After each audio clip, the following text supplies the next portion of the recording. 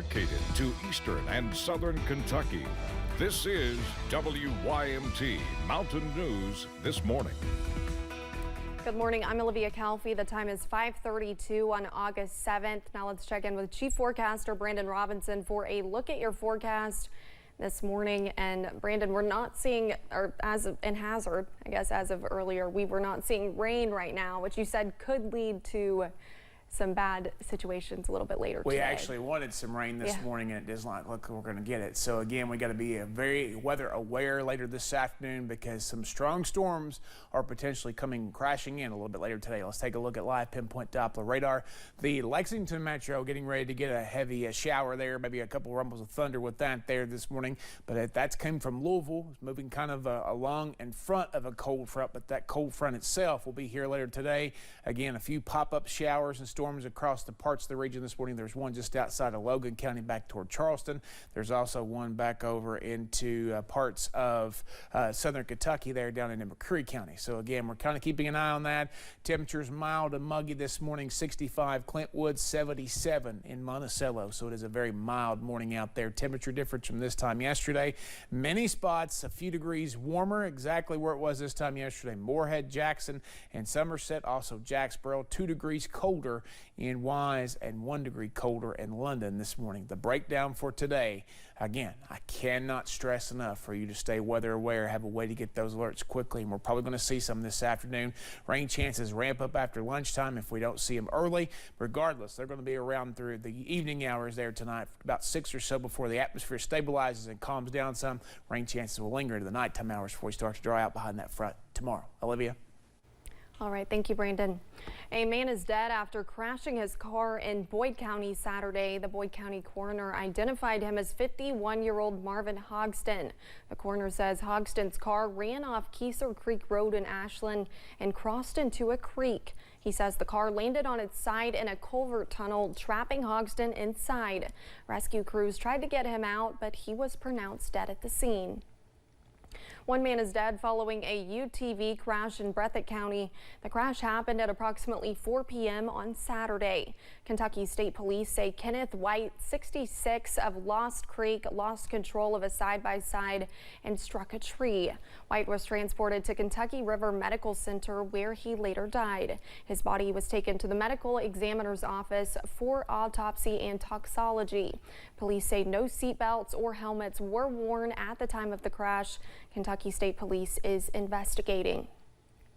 Kentucky State Police are also investigating a deadly crash. KSP says they received a call from the Whitley County Sheriff's Office Saturday afternoon regarding a 2-vehicle deadly crash. Police say it happened at the intersection of US 25 West and Falls Creek Road.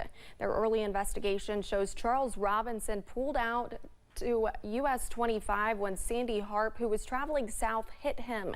A passenger in one of the cars, Florence Neal, died at the scene. Harp and 2 others were transported to the hospital with non-life-threatening injuries. Crews battled a Friday night fire in Pulaski County. The Burnside Fire Department responded to a fire that broke out at the old Tri-County Flea Market, also known as the Barn.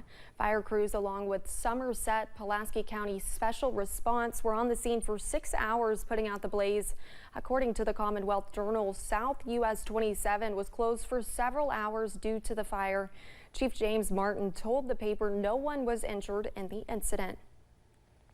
A federal grand jury has indicted a Lexington woman who is accused of lying to get COVID relief money to shop with. The federal indictment alleges 22-year-old Sandy Bell Fierro made up a company and used it to apply for a small business loan. She claimed the business had 17 employees and made $197,000 a year before the pandemic. The indictment says she used the loan for personal purchases, including a $24,000 car.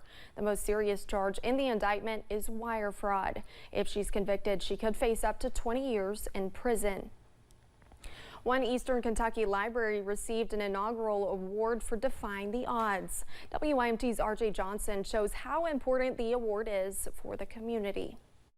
For some folks, libraries in small towns serve as safe havens.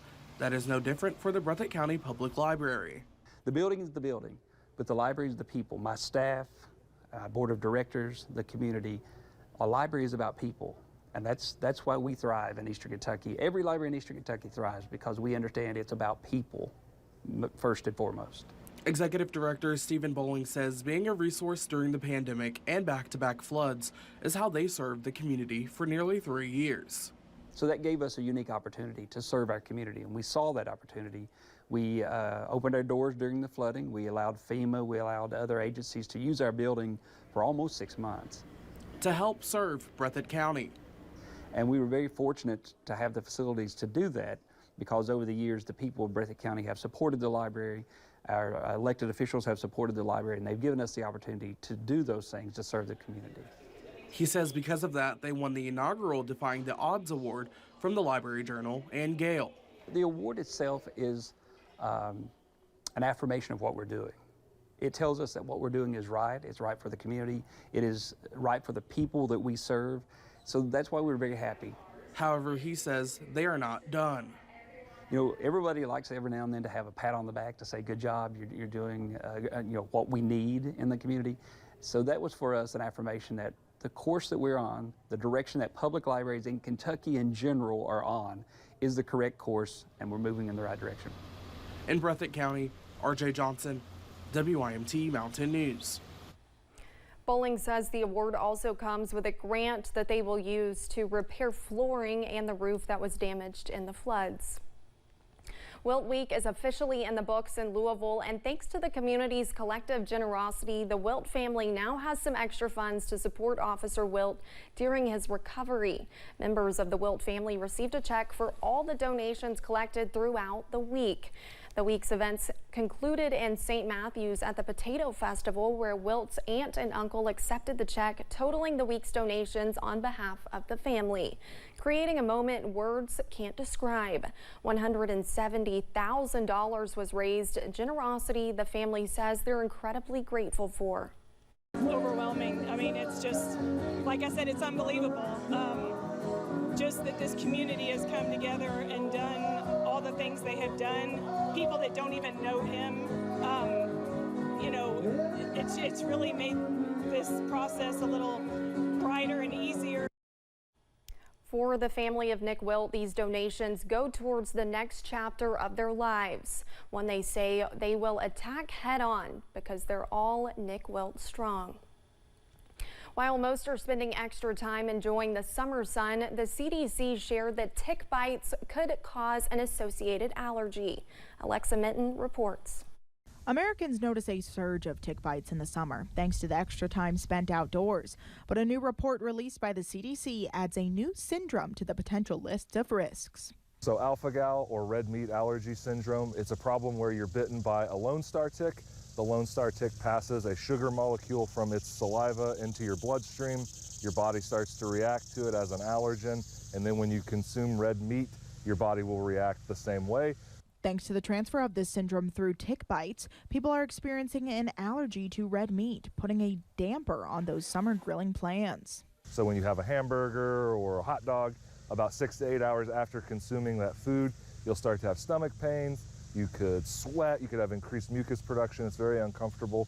The CDC reported in July that since 2010, there were more than 110,000 suspected cases of AlphaGal syndrome identified. But because the official diagnosis requires a positive test, some individuals are missing being diagnosed. More people are impacted by it than we previously thought. It's something that's still relatively new, only really been talked about since like 2010 thereabouts. We're starting to learn more and more about it. Allergists are studying it and figuring out exactly how widespread it is. So once you're done enjoying the summer sun, make sure you give yourself a tick check to stay safe from those tiny tick bites. After any activity outdoors, I would encourage people to do a tick check, to check your body for parasites walking up and down it so that you can remove them before they take a bite. In Lexington, Alexa Minton, WKYT. You can find more ways to protect yourself from ticks and other pesky summertime insects on the story on our website at WYMT.com. Coming up, Barbie breaks records as it becomes a billion-dollar success. All modes of severe weather are possible this afternoon as a front moves through our region. I'll have the very latest in about 3 minutes.